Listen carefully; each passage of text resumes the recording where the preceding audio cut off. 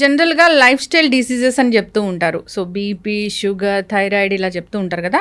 అసలు ఇలాంటి list of diseases ఎన్ని ఉన్నాయి, ఎందుకు వస్తున్నాయి, ఎలాంటి మార్పులు చేసుకోవాలి లైఫ్ స్టైల్లో, సో వచ్చిన కొత్త మందులు ఏంటి, దీనికి వివరాలు తెలుసుకుందాం. మనతో పాటు ప్రముఖ ఎండోక్రైనాలజిస్ట్ డాక్టర్ మానస మైనేపల్లి గారు ఉన్నారు. మ్యామ్ నమస్తే అండి. నమస్తే. నమస్తే మ్యామ్.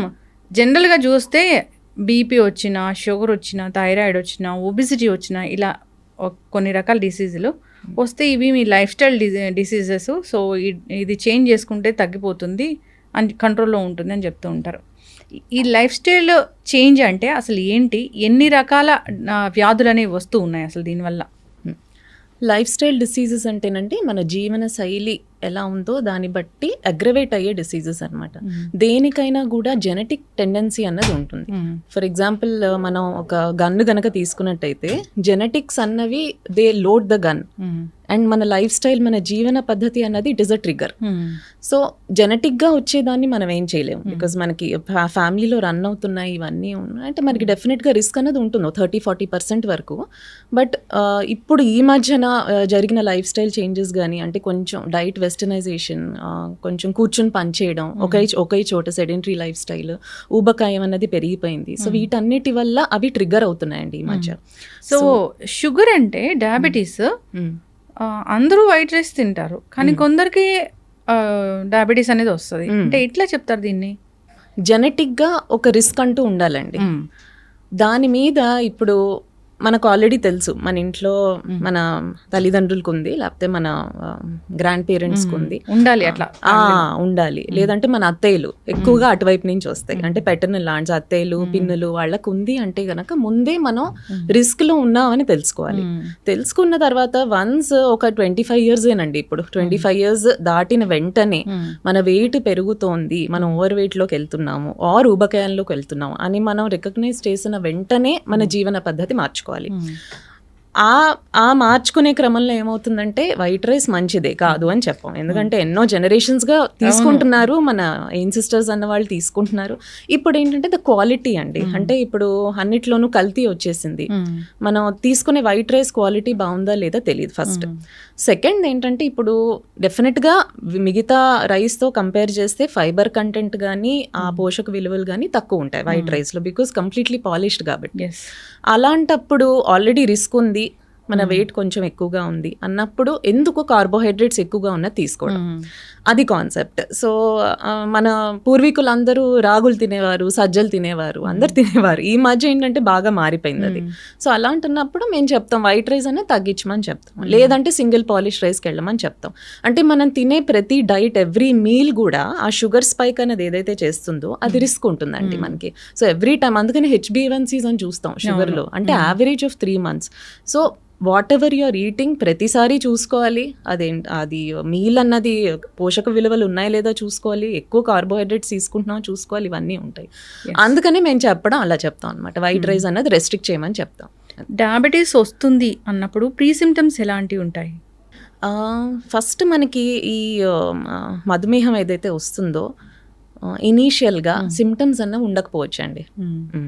అందుకనే మేము ఇనీషియల్గా 30 years దాటాక స్క్రీన్ చేసుకోమని చెప్పేవాళ్ళం ప్రతి ఇయర్. మన మాస్టర్ హెల్త్ చెకప్స్ ఇప్పుడు అందరు చేయించుకుంటున్నారు, అవేర్నెస్ పెరిగిపోయింది.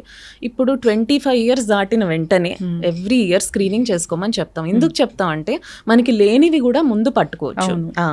సో ఇనీషియల్గా HbA1c ఒక 6.5 ఉందండి, 6.5 ఆర్ ప్రీ డయాబెటీస్ 5.7 to 6.5 మధ్యలో ఉండొచ్చు, ఆర్ 6.5 to 7 మధ్యలో అయినా పర్వాలేదు. అంతవరకు కూడా మనకి సిమ్టమ్స్ అనేవి ఏవి రావు, ఎందుకంటే మన బాడీ ఏదైతే ఉంటుందో అది కాంపెన్సేట్ చేయడానికి ట్రై చేస్తుంది. అది మితిమీరింది అనుకోండి, ఫర్ ఎగ్జాంపుల్ షుగర్స్ బాగా 200 దాటేసాయి, చాలా రోజులుగా ఉన్నాయి, ఆర్ HbA1c 8 దాటేసింది, 8% దాటేసింది. దాని తర్వాత అప్పుడు మనం బాడీ హ్యాండిల్ చేయలేక, మన ఒంట్లో ఉన్న ప్యాంక్రియాస్ ఇవన్నీ ఉంటాయి కదా గ్లాండ్స్, అవి కూడా హ్యాండిల్ చేయలేక అప్పుడు సిమ్టమ్స్ అనేవి వస్తాయి. అప్పుడు మనం అందరికి తెలిసిందే, ఎక్కువగా మనకి మూత్రం రావడం కానీ, నైట్ టైం ఎక్కువసార్లు వెళ్ళడం కానీ, మెల్లగా కొంచెం ఆకలి ఎక్కువ అవుతుంది, తర్వాత నీరసం, ఫెటీగ్ అన్నది చాలా కామన్గా చూస్తామండి. బార్డర్ లైన్ షుగర్లో కూడా మన నీరసం అన్నది చూస్తాం, ఫెటీగ్ అన్నది.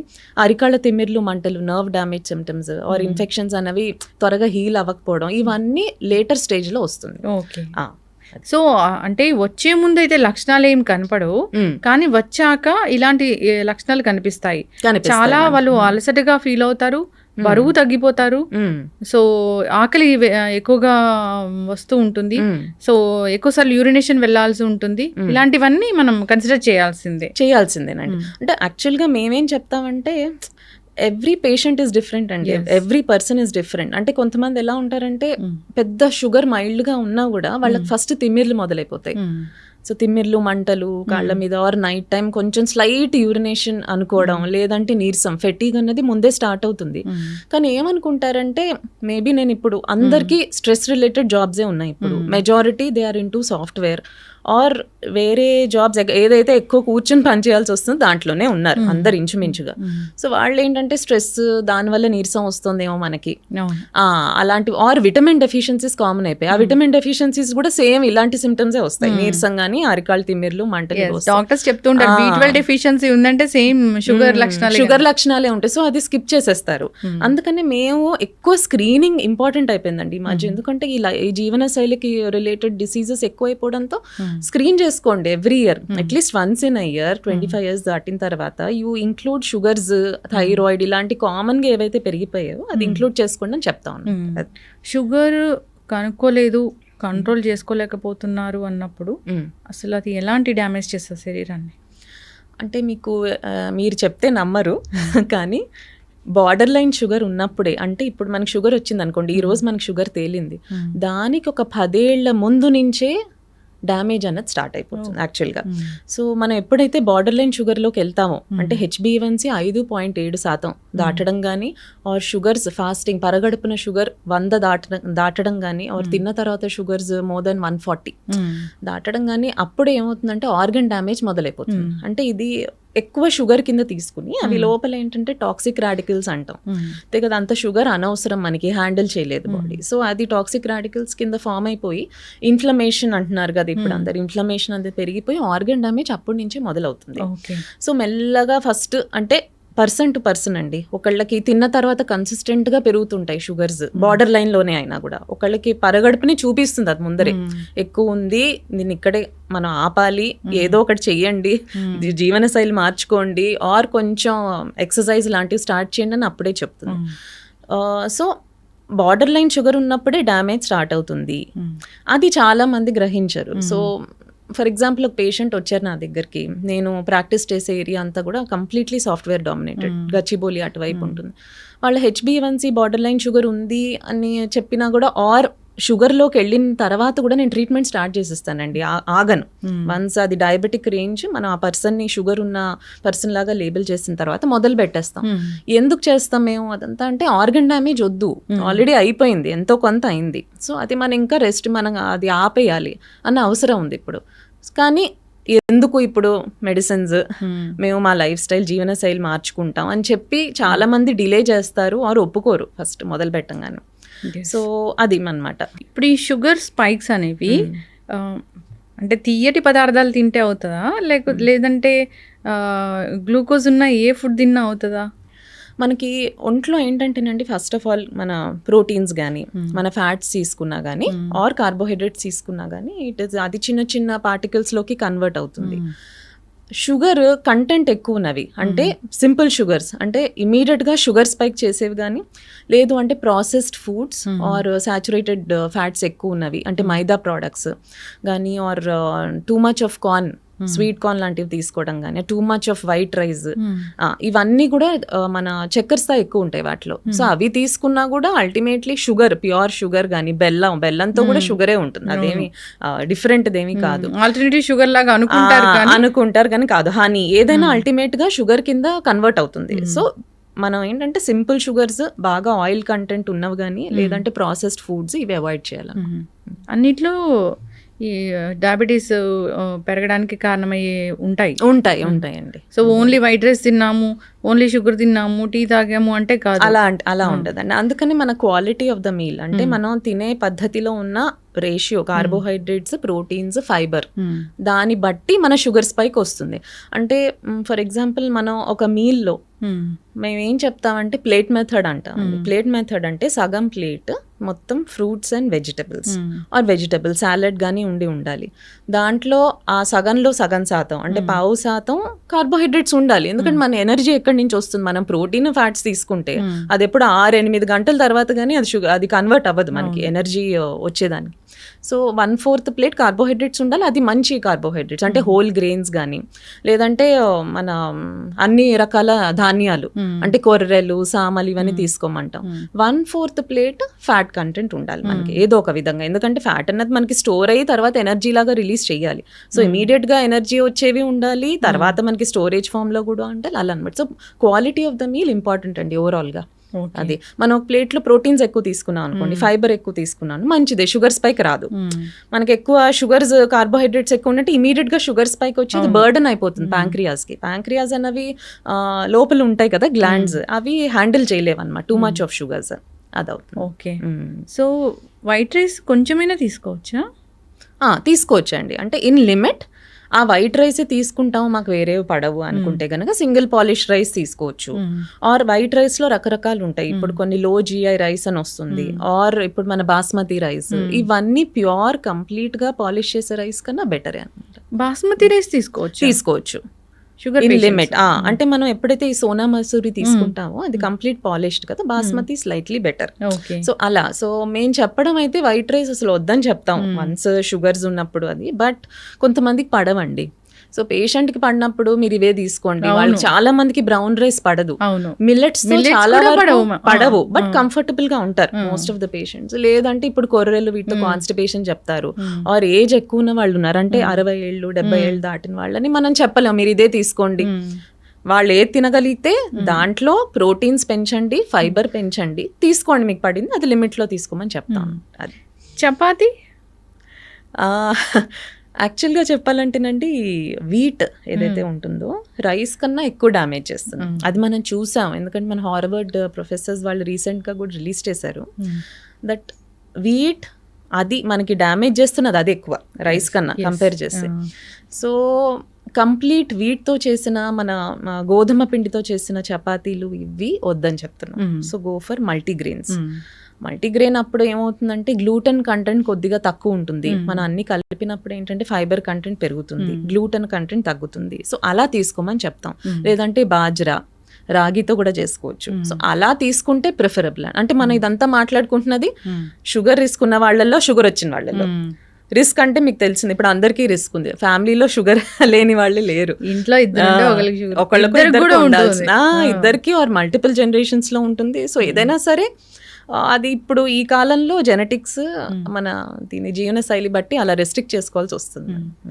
షుగర్ వచ్చిందంటే ఇప్పుడు కొత్త మందులు వచ్చాయి, పూర్తిగా తగ్గించవచ్చు, ఇంజెక్షన్స్ వచ్చాయి, ధర ఎక్కువైనా తీసుకోండి అంటున్నారు.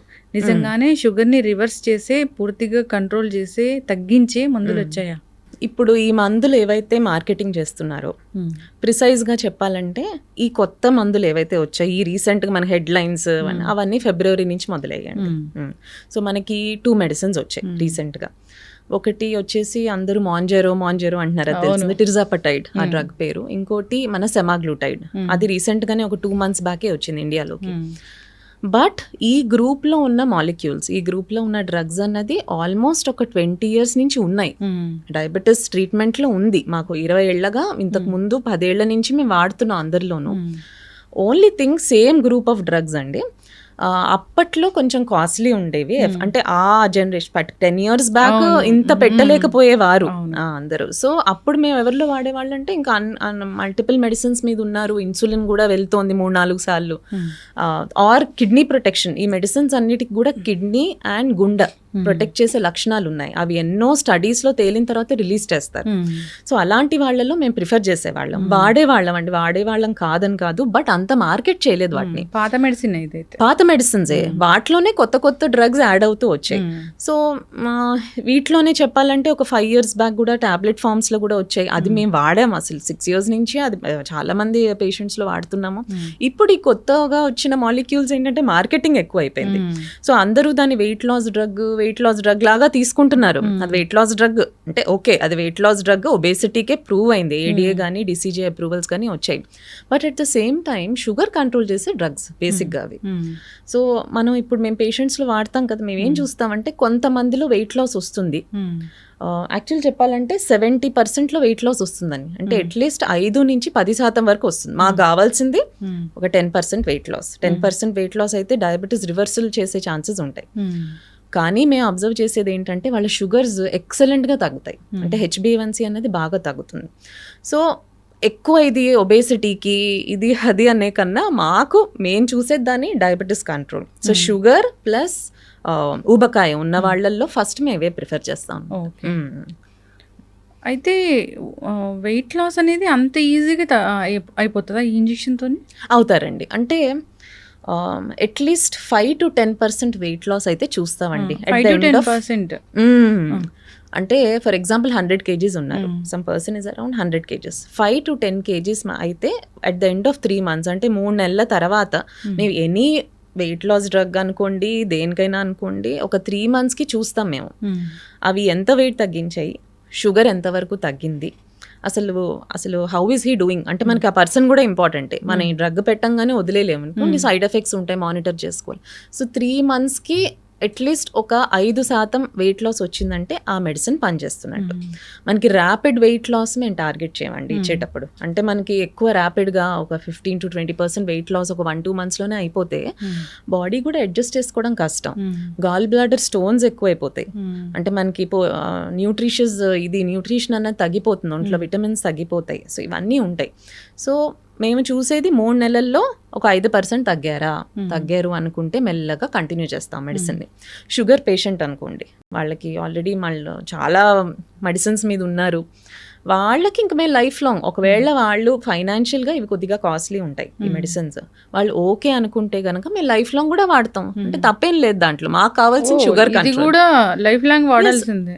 ఏదైనా డ్రగ్ రిలీజ్ చేసింది అనుకోండి, మన ఏడిఏ కానీ అప్రూవల్ ఇచ్చింది అనుకోండి, అది షుగర్కి ఫస్ట్ వస్తుందండి దాని ఇండికేషన్.